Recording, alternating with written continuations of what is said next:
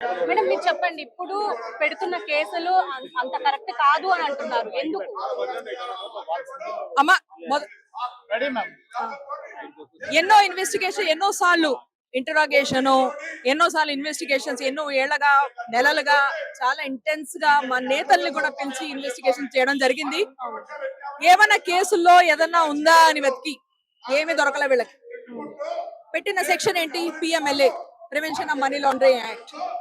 దానికి ఏ రకమైన ప్రూఫ్ దొరకలేదు, అయినా ఛార్జ్ షీట్ చేశారు. ఇది మా అందరికంటే పెద్ద వాళ్ళ ఇష్యూ. ఇది మా ఒక్కటి వాళ్ళ ఇష్యూ కాదు.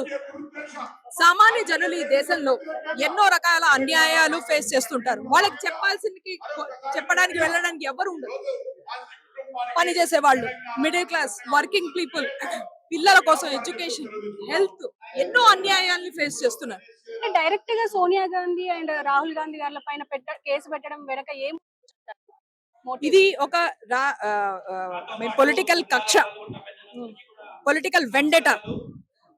ఇప్పుడు మేము గుజరాత్ లో ఇప్పుడే ఏఐసిసి ఒక మంచి సెషన్ అయ్యి వచ్చి, గుజరాత్ అంటే వాళ్ళకి ఏదో వాళ్ళ బీజేపీ సొత్తు అనుకుంటారు. అక్కడ అంత మంది, లక్షల మంది వచ్చి కాంగ్రెస్ నేతల్ని అలాగే కాంగ్రెస్ సెషన్ ని సపోర్ట్ చేయడం చూడలేక బీజేపీ ఈ ఛార్జ్ షీట్ చేసింది మా అగ్రనేతల మీద. అలాగే బీహార్ ఎలక్షన్స్ వస్తున్నాయి, మీకు తెలుసు.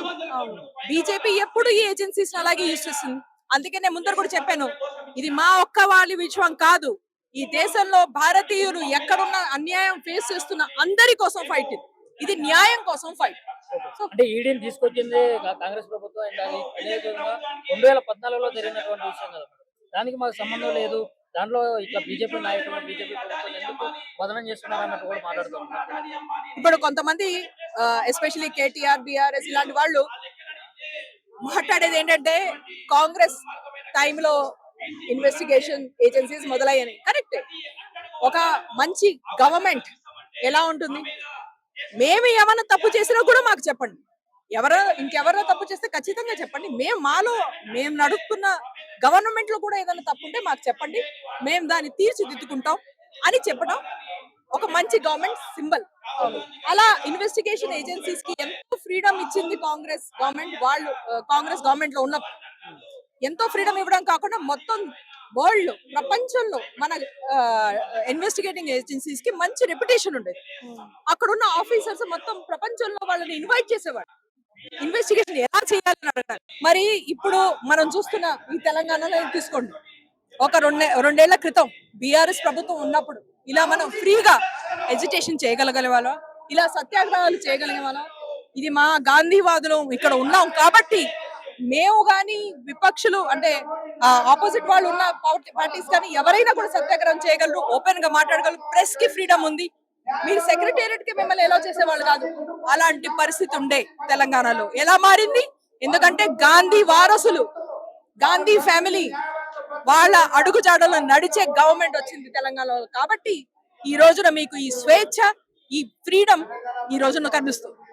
ఇప్పుడు చాలా సందర్భాల్లో మోడీ, ఈడీ అని చెప్పేసి ఒక ఒక సంస్థతో పాటు బీజేపీ ప్రభుత్వాన్ని కలిపి బీజేపీ ప్రభుత్వం మీద బురద జల్లే ప్రయత్నం అయితే చేస్తున్నారు అన్నట్టు ఏందంటారు? ఈ సంబంధం ఏందంటారు ఒక ఈడీకి, ఒక మోడీకి? మొత్తం దేశం ఎదుర్కొనే ఉంది. మీరు గనక బీజేపీకి నోరు ఎత్తి మీరు మాట్లాడిన వెంటనే నెక్స్ట్ రోజున నోటీసులు, మీ ప్రాపర్టీస్ ని సీజ్ చేయడం, మీ పర్సనల్ డేటాని తీసేయడం, ఇలాంటిదన్నీ మొదటిసారి కాదు, ఎన్నోసార్లు ఈ రాష్ట్రంలో ఎన్నో రాష్ట్రాల్లో అయింది. దీంతోనే మనకు తెలిసేది ఈడీ గానీ సిబిఐ గానీ ఇన్వెస్టిగేషన్ ఏజెన్సీస్ ని ఒక రకంగా వాళ్ళ సొంత పొలిటికల్ టూల్స్ లాగా యూజ్ చేసి ఎదుర్కొన్న మనకి విపరీతంగా ఉన్న పరిస్థితుల్ని అనుకూలంగా చేసుకోవడానికి వీళ్ళు ప్రయత్నం చేశారు బీజేపీ.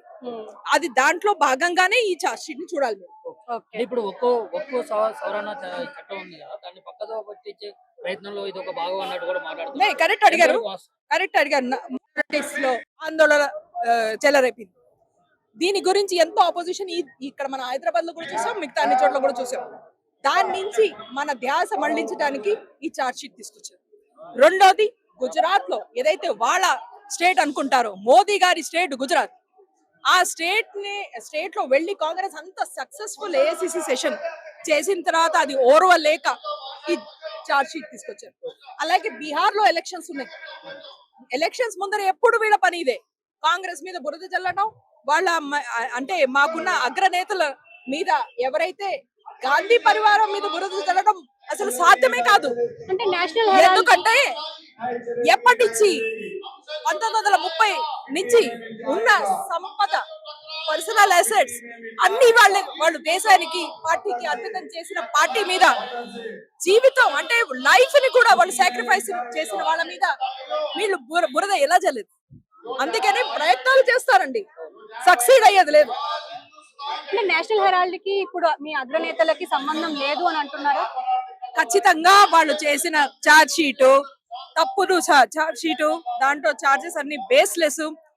ఎంతో ప్రయత్నం చేశారు, ఎన్నో నెలలుగా సంవత్సరాలుగా ప్రయత్నం చేశారు, ఎలాగా అలాగా ఈ కేసులో ఇరికిద్దామని. అవ్వలేదు. అయినా కూడాను వాళ్ళ చేతిలో ఉన్న ఏజెన్సీస్ ని యూజ్ చేసి ఈ ఛార్జ్ షీట్ చేశారు.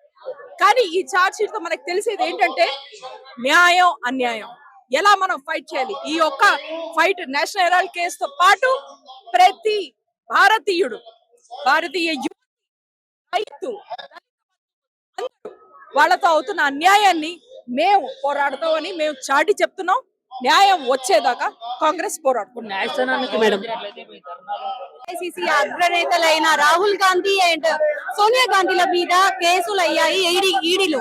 అయితే ఈడీ ఎందుకు కేసులు పెట్టింది, అసలు వాళ్ళ పేర్లు ఫస్ట్ ఎఫ్ఐఆర్ లో ఇవ్వలేదు, ఇప్పుడు ఎందుకు ఇస్తుంది అని చెప్పేసి ఇప్పుడు కాంగ్రెస్ నేతలందరూ అంటే టీపీసీసీ నేతలందరూ ఇక్కడ నిరసన చేస్తున్నారు ఈడీ ఆఫీస్ ముందర. అయితే దీనికి సంబంధించి మనతో మాట్లాడడానికి సార్ మీరు చెప్పండి, అంటే ఈ అగ్రనేతల మీద కేసులు పెట్టడానికి కారణం ఏమై ఉంటుందంటారు? ఇప్పుడు ఎలక్షన్ రాబోతున్నాయి అటు నార్త్ లో, దీనికి ఏమైనా లింక్ ఉంది అంటారా? 100% లింక్ ఉంది. రాహుల్ గాంధీ సోనియా గాంధీలకు ప్రజాకర్షణ పెరుగుతుంది, కాంగ్రెస్ పార్టీ పట్ల అభిమానం పెరుగుతుంది. కాబట్టి ఏం చేయాలా, మోడీ అమిత్ షాలు ఈడీని ఉపయోగించేసి రాహుల్ గాంధీ సోనియా గాంధీల పైన ఈడీ మచ్చ వేసే ప్రయత్నం చేశారని స్పష్టంగా అర్థమవుతుంది. ఇది 100% కక్షపూరితం. ఆయన బ్రిటిష్ వాళ్ళ పైన పోరాటం చేయాలంటే ఒక పత్రిక ఉండాలని చెప్పేసి ఆయన ఎక్కువ పెట్టుబడులు పెట్టి మిగతా స్వతంత్ర సమర యోధులు ఆ పెట్టుబడులు సేకరించి ఆ పత్రిక స్థాపించారు. విజయవంతంగా బ్రిటిష్ వాళ్ళని ఎదుర్కొన్న పత్రిక 2008 సంవత్సరం వచ్చేసరికి ఆ పత్రిక కొన్ని కారణాల వల్ల మూతబడిపోయింది. మూతబడిన పత్రికను తెరిపించాలని చెప్పి కాంగ్రెస్ పార్టీ నాయకురాలుగా, అదేవిధంగా కాంగ్రెస్ పార్టీ నాయకులుగా సోనియా రాహుల్ గాంధీ గారు అనుకొని మంచి ఉద్దేశంతో ఆ పత్రికను బతికించాలని చెప్పేసి యంగ్ ఇండియా సంస్థ ద్వారా 90 లక్షల రూపాయల షేర్లు చెప్తే 50 లక్షల రూపాయలకు పెట్టి షేర్లను కొన్నారు. అందులో ఎవరైనా కానీ ఏదైనా షేర్లను అమ్మేటప్పుడు చెప్తారు, వాళ్ళు ఒక రేటు చెప్పినప్పుడు మాకు ఈ ధరకు కావాలని చెప్పి మనం కొనుగోలు చేస్తాం. అది ఎక్కడున్నా చట్టబద్ధమే. అది చట్టబద్ధంగా కొనుగోలు చేస్తే ఒక బీజేపీ నాయకుడు ఇందులో ఏదో నేరం జరిగిందని చెప్పి అది 2013లో ఈడీకి సిబిఐకి ఫిర్యాదు చేస్తే సిబిఐ ఈడీ కూడా ఇందులో ఏం లేదని చెప్పి క్లీన్ చిట్ ఇచ్చింది. 2014లో బీజేపీ మోడీ అధికారంలోకి వచ్చిన తర్వాత ఈడీని సిబిఐని ఉసుగొల్పి సోనియా గాంధీ రాహుల్ గాంధీ గారి పైన కేసు నమోదయ్యేలాగా కోర్టులో కేసు వేసి నడిపిస్తున్నారు. కోర్టులు అంటే మాకు గౌరవం ఉన్నది. కోర్టు ఏ విచారణ చేపట్టినా రాహుల్ గాంధీ గారు సోనియా గాంధీ విచారణ హాజరవుతారు. కాబట్టి గతంలో కూడా కాంగ్రెస్ ప్రభుత్వం మీద, కాంగ్రెస్ నాయకుల మీద, రాజీవ్ గాంధీ గారి మీద కోర్టు క్లీన్ చిట్ ఇచ్చింది. ఆ తర్వాత 2G స్పెక్ట్రమ్ అన్నారు. 2G స్పెక్ట్రమ్ విషయంలో కూడా కోర్టు క్లీన్ చిట్ ఇచ్చింది, ఎటువంటి నేరం జరగలేదు అని చెప్పేసి రుజువైంది, కొట్టివేసింది. ఇప్పుడు ఈ కోర్టు కూడా ఈడీ విషయంలో తప్పకుండా కోర్టు సోనియా గాంధీ గారు రాహుల్ పెట్టిస్తే కడిగిన ముత్యం లెక్క సోనియా రాహుల్ గాంధీ గారు బయటకు వస్తారు. మాకు ఏ భయం లేదు.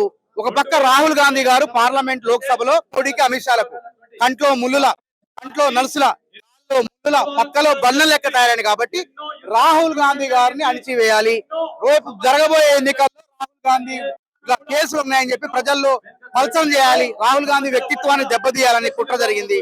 కాబట్టి దీనికి ఎట్టి పరిస్థితుల్లో ఈడీ కేసుల తాటాకు చప్పులకు ఊపులకు దారబోశారు, వాళ్ళ కుటుంబాల్లో రక్తం చిందించారు. అట్లాంటి త్యాగమూర్తుల పని తప్పు